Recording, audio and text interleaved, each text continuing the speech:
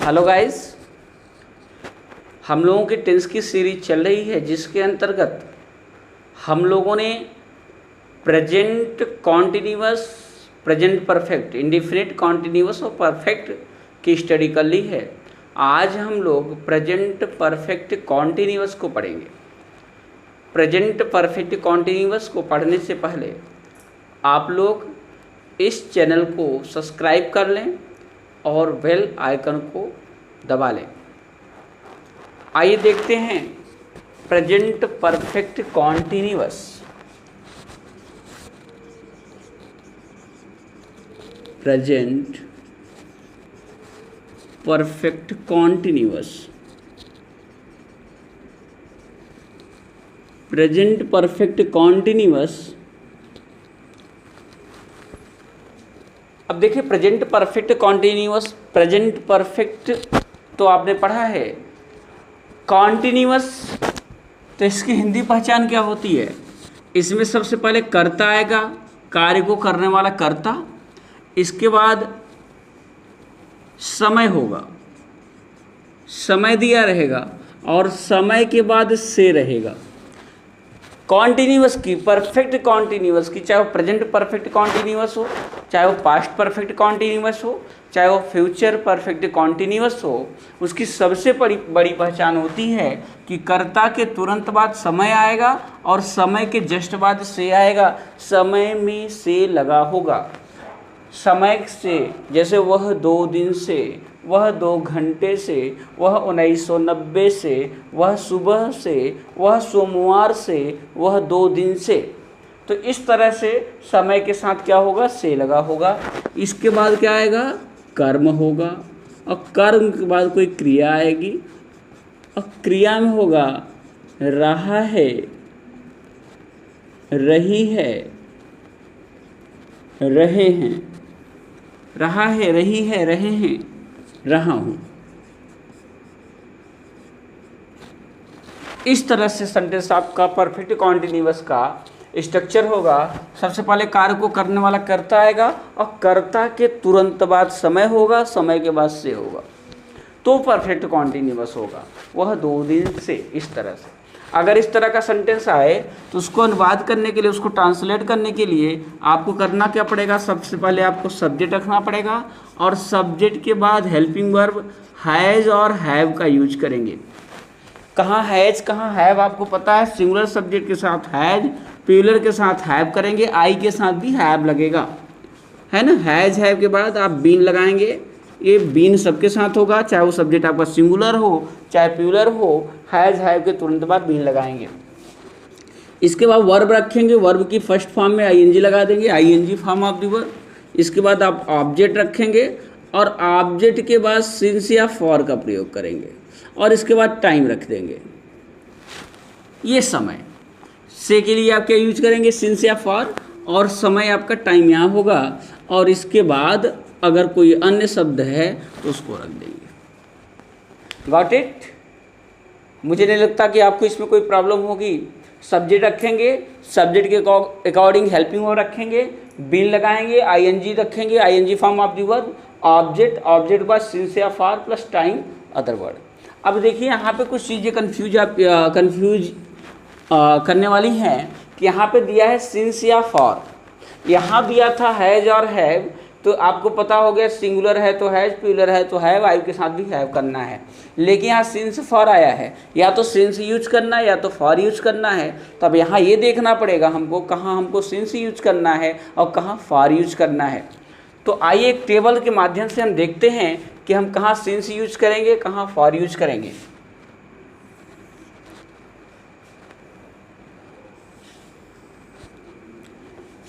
अगर हमारा time point of time है, पॉइंट ऑफ टाइम की बात करें, इसको हम डिफिनिट टाइम भी बोलते हैं। डिफिनिट टाइम, निश्चित समय, तो हम क्या यूज करेंगे? सिंस का यूज करेंगे। पॉइंट ऑफ टाइम कहिए या डिफिनिट टाइम कहिए तो हम सिंस का यूज करेंगे। अगर पीरियड ऑफ टाइम आएगा, पीरियड ऑफ टाइम या इनडिफिनिट टाइम, तो हम क्या यूज करेंगे, फॉर यूज करेंगे। पॉइंट ऑफ टाइम को आप डेफिनिट टाइम भी बोलते हैं। पॉइंट ऑफ टाइम क्या है, इसको समझने का प्रयास करिए, थोड़ा सा देखते हैं कि पॉइंट ऑफ टाइम क्या है।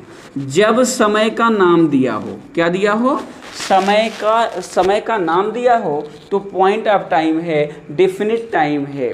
कैसे, जैसे नेम ऑफ ईयर दे दिया है, ईयर का नाम दिया है, जैसे कह दिया जाए 1980, जैसे कह दिया जाए 1869, है ना, 1869 महात्मा गांधी वाज बॉर्न, 1869 की बात हो गई।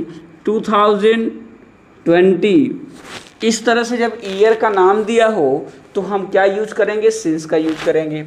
अगर इसी तरीके से नेम की जगह नंबर दे दिया हो, number of years, number of years जैसे कह दिया जाए 10 साल से, 5 वर्षों से, इस तरह से अगर 20 वर्षों से, 2.5 वर्ष से, 1 साल से, अगर इस तरह से देखिए यहाँ पे संख्या क्या होगा, समय वर्ष का नाम बताया जा रहा है, ये वर्ष का नाम बताया जा रहा है, पॉइंट ऑफ टाइम है, पॉइंट की बात कर रहा है, फिक्स बता रहा है, डिफिनिट बता रहा है। यहाँ ये क्या कर रहा है, 10 साल पीरियड, पता नहीं कौन सा साल, 1990 की बात कर रहा है, 95 की बात कर रहा है, 2020 की बात कर रहा है, कंफर्म नहीं है, ये कर रहा है 10 साल से एक पीरियड बताया जा रहा है, पीरियड है, इसलिए यहाँ पे क्या यूज करेंगे आप, फॉर यूज करेंगे। इसी तरीके से एक दो और देखते हैं। इसी तरीके से अगर आ जाए नेम ऑफ मंथ्स, हिंदी में हम बात करें इसलिए हम हिंदी में लिख देते हैं, इंग्लिश में लिख देते हैं। मंथ्स की बात करें, जैसे कह दिया जाए जुलाई, जुलाई से महीने का नाम है, मई से, इस तरह से अगस्त से हिंदी महीने नाम आ गए, कार्तिक से, फाल्गुन से, चैत्र से, रमजान से, इस तरह से आ जाए तो ये क्या हुआ, महीने का नाम दिया गया है, इसलिए आप यहाँ पे क्या यूज करेंगे, सिंस यूज करेंगे। इसी तरीके से अगर नंबर आ जाए, number of months, number of months की बात करें, नंबर ऑफ मंथ्स जैसे कह दिया जाए 5 माह से, 3 महीने से, इस तरह से अगर सेंटेंस में दिया है 5 माह से, 3 माह से, तो ये देखिए 5 महीने का पीरियड बताया जा रहा है, इसलिए यहाँ पे क्या यूज करेंगे, फॉर यूज करेंगे। आई होप आपको समझ में आ रहा हो कि नेम ऑफ और नंबर ऑफ में क्या अंतर है। जब समय का नाम दिया होगा तो आप सिंस यूज करेंगे, जब समय की संख्या दी गई होगी, उसका पीरियड बताया जाएगा तो आप फॉर यूज करेंगे। एक आधा और देख लेते हैं। 3, तीसरा पॉइंट में नेम ऑफ डेज की बात कर लेते हैं। नेम ऑफ डेज जैसे कह दिया जाए संडे, मंडे, सोमवार से, मंगलवार से, बुधवार से, जुमा से, इस तरह से अगर दिया हुआ है तो आप सिंस का यूज करेंगे। अगर यही डेज का पीरियड बताया जा रहा है, नंबर बताया जा रहा है, number of days, number of days की बात करेंगे तो जब नंबर ऑफ डेज की बात करेंगे तो क्या हो जाएगा, जैसे 25 दिनों से, 25 दिनों से हम लोग घर में हैं, है वो तो ज़्यादा गया, 25 दिनों से, 15 दिन से, इस तरह से जब दे दिया जाए, नंबर हो गया, नंबर पीरियड बताया जा रहा है। इसी तरीके से आपका नेम ऑफ डेज के बाद आगे बढ़ता जाएगा तो आप जब नेम दिया होगा तो सिंस का यूज करेंगे, अब जब नंबर दिया होगा तो फॉर का यूज करेंगे। यहाँ पे सिंस और फॉर की कन्फ्यूजन आई होप आपको दूर हो चुकी होगी, जिनको प्रॉब्लम रही होगी। तो अगर इस तरह से अगर आपको कन्फ्यूजन है सिंस कहाँ यूज करना है, आप डिफिनिट और इनडिफिनिट में क्लियर नहीं कर पा रहे कौन सा टाइम डिफिनिट है, कौन सा टाइम इनडिफिनिट है, तो इस टेबल के माध्यम से आप समझ सकते हैं। जब समय का नाम दिया होगा, जब समय का नाम दिया होगा तो आप सिंस का यूज करेंगे, और जब समय की संख्या दी गई होगी, समय का पीरियड बताया गया होगा, आर की बात करेंगे 2 बजे से 3 बजे से, तो क्या हो जाएगा, सिंस का यूज करेंगे। 2 घंटे, 5 घंटे, 10 घंटे से तो फॉर का यूज करेंगे, है ना। तो आई होप आप क्लियर हो चुका होगा। अगर इसको नोट करना चाहते हैं और बाकी एग्जाम्पल आप अपने से लिख सकते हैं। तो आइए अब देखते हैं कुछ एग्जाम्पल्स।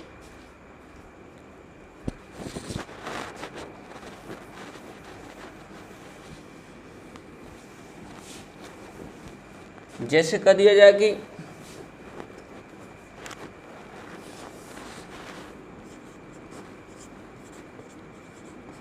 सुरेश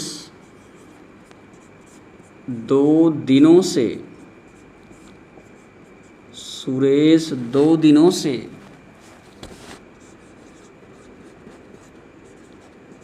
बगीचे में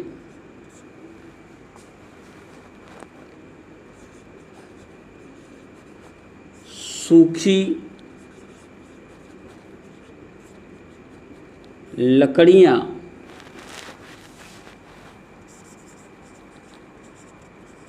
इकट्ठा कर रहा है। अब यहाँ पे देखिए, रहा है कॉन्टिन्यूअस है, लेकिन समय दिया है इसलिए परफेक्ट कॉन्टिन्यूअस हो गया। अब सबसे पहले आपको क्या पता करना है, कर्ता सब्जेक्ट पता करना है। तो इकट्ठा कर रहा है कौन, सुरेश आपका कर्ता हो गया, कार्य को करने वाला। हमने पहले ही वीडियो में बताया हुआ था कि आपको सेंटेंस के सब्जेक्ट को पता करना है। तो आप क्या करेंगे, सब्जेक्ट पता करने के लिए आप क्रिया से पूछेंगे कौन, who is collecting, Suresh is collecting. कौन इकट्ठा कर रहा है, सुरेश, तो कर्ता हो गया। इकट्ठा कर रहा है क्या, सूखी लकड़ियां, ड्राई वुड, सूखी लकड़ियां। तो इस तरह से ऑब्जेक्ट भी आपका मिल गया। अब आप सेंटेंस को रखेंगे, सब्जेक्ट रखना है आपको, आपने रखा सुरेश। इसके बाद हैज़ और हैव यूज करेंगे, क्योंकि सुरेश है सिंगुलर नंबर में है, हैज। सुरेश हैज़, आप क्या लगाएंगे, been, has been. Suresh has been, verb क्या है, कलेक्ट, कलेक्टिंग हो जाएगा।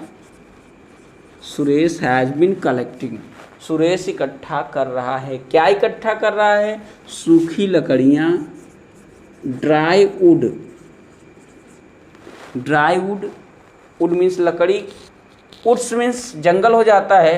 वुड को आपको प्यूलर नंबर, लकड़ियाँ हिंदी में होता है, लेकिन इंग्लिश में वुड ही रहता है, सिंगुलर और प्यूलर दोनों फॉर्म में। इसको हम अगर प्यूलर एस लगा के बनाएंगे तो इसका अर्थ बदल जाएगा, वुड्स मीन्स जंगल हो जाएगा, इसलिए हम इसको वुड ही रहने देते हैं।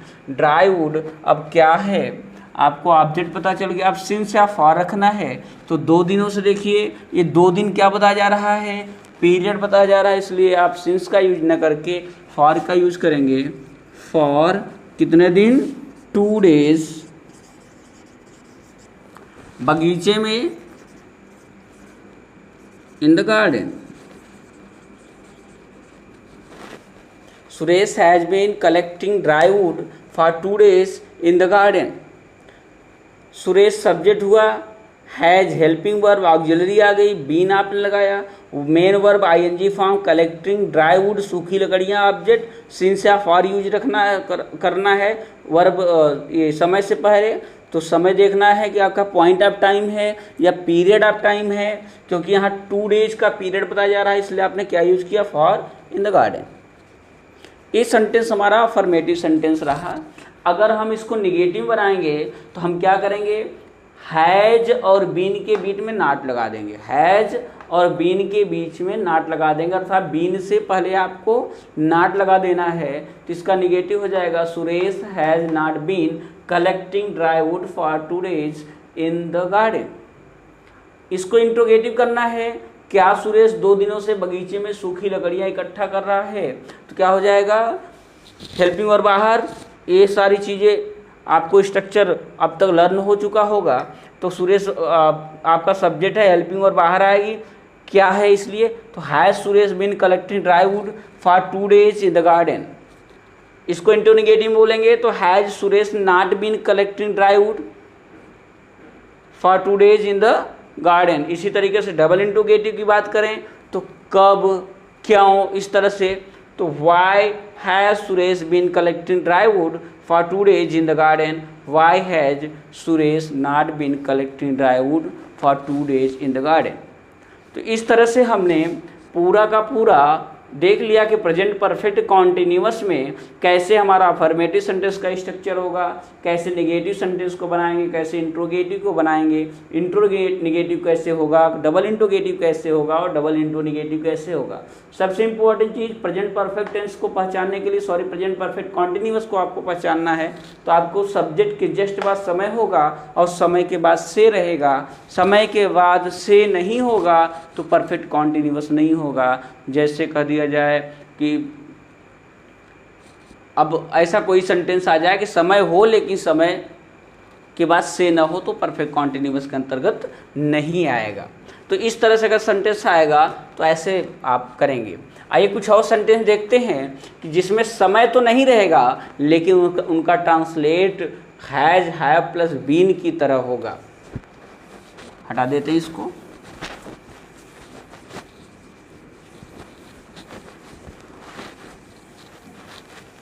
यहाँ पे देखा आपने एक निश्चित समय दिया रहता है और वहाँ पे बताया जाता है कि कंटिन्यू वर्क चल रहा है, लेकिन कभी कभी ऐसा होता है कि भूतकाल से कार्य प्रारंभ हुआ है और अब तक चल रहा है, किसी के गुण को, किसी की विशेषता को बताया जाता है। तो ऐसे सेंटेंसेस देखिए कैसे होते हैं। इसमें सबसे पहले कोई कर्ता होगा और कर्ता के बाद यहाँ कोई संज्ञा होगी या तो विशेषण होगा, संज्ञा, नाउन या एडजेक्टिव विशेषण। इसके बाद रहा है, रही है, रहे हैं। आपने देखा कि यहाँ रहा है, रही है, रहा है, लेकिन ऐसा कुछ समय नहीं दिया हुआ है। यहाँ पे कोई नाउन या विशेषण एडजेक्टिव होगा। तो ऐसे सेंटेंस को ट्रांसलेट करने के लिए आप क्या रखेंगे, सब्जेक्ट रखेंगे, इसके बाद हैज़ और हैव, इसके बाद आप बीन लगाएंगे। हैज़, हैव प्लस बीन अर्थात हैज़ बीन और हैव बीन। कहाँ हैज़ कहाँ हैव आपको पता है, सिंगुलर प्लूरल की बात है। सुरेश अगर नाम होगा तो हैज़ होगा, अर्थात सिंगुलर होगा तो हैज़, प्लूरल होगा तो हैव। आई सिंगुलर है लेकिन आई के साथ आपको हैव करना है। क्यों करना है इसको आपको पता है, कैसे क्यों करना है, हमने पिछले वीडियो में इस पे भी चर्चा की थी, आई के साथ ऐसा क्यों हो रहा है।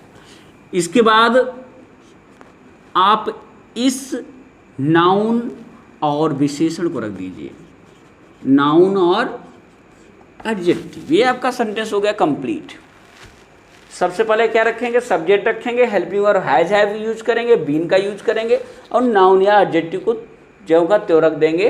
इस सेंटेंस में रहा है, रही है, रहे हैं देख करके आपको सेंटेंस को आईएनजी फॉर्म में नहीं रखना है कि वर्ब को ढूंढ करके उसमें आईएनजी लगानी है। ऐसा थोड़ा भी आपको प्रयास नहीं करना है। अगर यहाँ कोई नाउन या एडजेक्टिव आएगी तो उसको लास्ट में रखेंगे, उससे पहले हैज या हैव प्लस बीन लगा देंगे। जैसे कह दिया जाए कि मेरे पिताजी इस विद्यालय में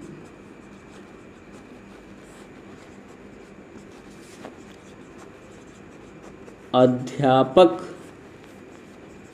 रहे हैं। अब देखिए मेरे पिताजी क्या हुआ, कर्ता हुआ, इस विद्यालय में अदर वर्ड है, अध्यापक क्या है, संज्ञा है, रहे हैं।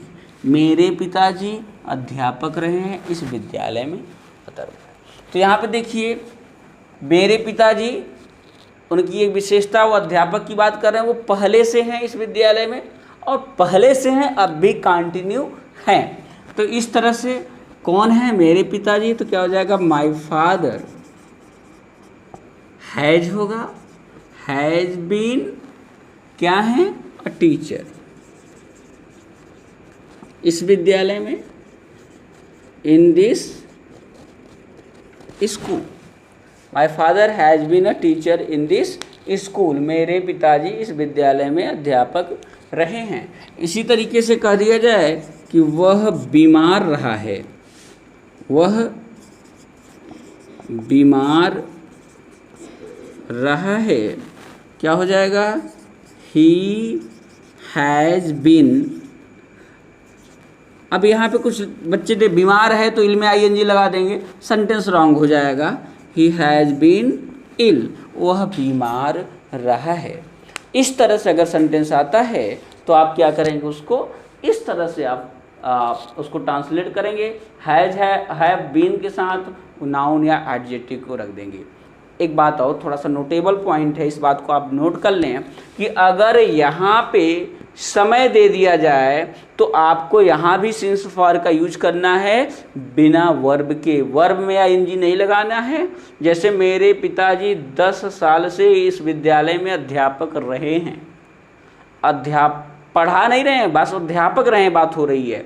यहाँ पे कोई और क्रिया नहीं आई। मेरे पिताजी इस विद्यालय में अध्यापक रहे हैं और कह दिया जाए मेरे पिताजी इस विद्यालय में 10 वर्षों से अध्यापक रहे हैं, तो आपको कुछ नहीं करना है, सिंस ऑफ और यूज करके टाइम रख देना है। जैसे my father has been a teacher in this school हो जाएगा my father has been a teacher 10 वर्षों से for 10 years in this school. इसी तरीके से वह बीमार रहा है, सुबह से बीमार रहा है, he has been ill since morning. तो इसको हटा करके हम नोट में उसको लिख देते हैं कि अगर ऐसे सेंटेंसेस आते हैं तो उसको कैसे ट्रांसलेट करें। तो ऐसे आपने देख लिया नोट, पीछे वाले की मैं बात कर रहा हूँ। ऐसे वाक्यों में यदि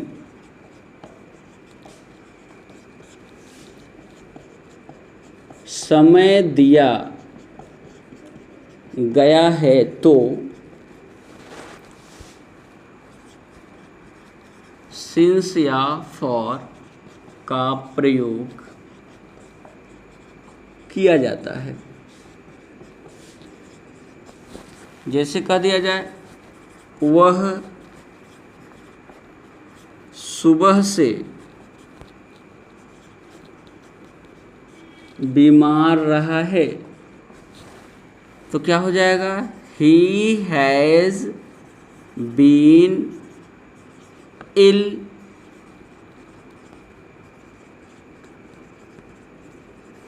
सिंस मॉर्निंग।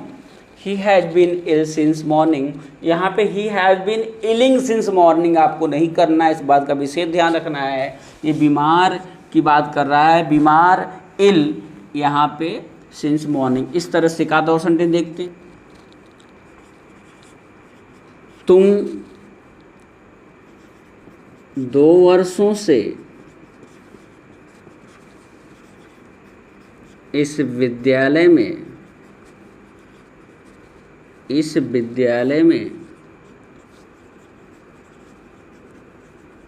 अध्यापक रहे हो। यहाँ 2 वर्षों से हो गया तो क्या हो जाएगा, यू हैव बीन क्या, अ टीचर 2 वर्षों से, फॉर 2 years इस विद्यालय में, इन दिस स्कूल। तो इस तरह से हम लोगों ने आज प्रेजेंट परफेक्ट कॉन्टिन्यूअस टेंस को देखा। इसके साथ हम लोगों ने ये भी देखा कि कैसे हैज़ हैव प्लस बीन का यूज नाउन प्लस एडजेक्टिव के साथ किया जाता है। और इसके साथ हमने ये देखा कि कैसे has have been plus since for का यूज किया जाता है जब सेंटेंस में वर्ब की आईएनजी फॉर्म ना लगे, वर्ब ना यूज की जाए तो भी। तो इस तरह से ऐसे सेंटेंसेस को देख करके आपको कन्फ्यूज नहीं होना है। आप अपने से कुछ सेंटेंसेस लेकर प्रैक्टिस करेंगे तो ये सारी चीज़ें अपने आप कंफर्म हो जाएंगी। आज के लिए बस इतना ही, और आप लोग वीडियोज़ को देखते रहें, शेयर करते रहें, ज़्यादा से ज़्यादा इनका फ़ायदा उठाएं। धन्यवाद।